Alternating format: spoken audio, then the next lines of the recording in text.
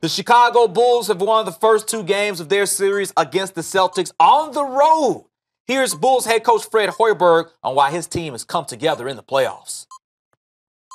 We had our backs against the wall, in a couple weeks leading in to the situation that we're in right now, where we had to win, and our guys did a good job of doing what had to be done to get us into the postseason. So we've been playing high pressure basketball, for several weeks, and I think that does help you when you come into playoff time.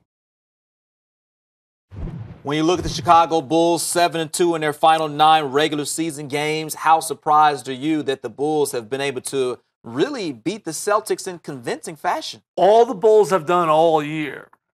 It surprised me. 4-0 against the Cleveland Cavaliers, a split against the Warriors, a split against the Spurs. Think about this. They'd lose any one of those games. They were 6-2 against what we believe are the 3 best teams in the NBA. They lose one of those games, one more extra game, they'll make the playoffs.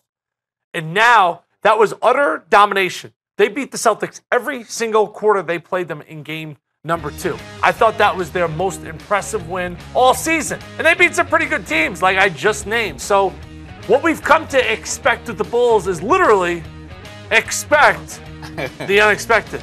Because they've lost to some bums all year. Like the games they were supposed to win, they would lose. Yeah. And they would just pull a rabbit out of their hat. Now I do think they caught Boston at a very opportune time. With the whole Isaiah Thomas situation? I think the whole Isaiah Thomas situation has affected not only him, but the team. I mean, he scored 33 in game 1. I know he balled out, but emotions have to be extremely high for him. And when you look at that squad, he's the heart and soul of that team. For sure. And all the rest of that team feeds off of him. And now I was not at the game in Boston. I usually have a pretty good feel for this when I'm at a game. But watching the game, there's just no swag.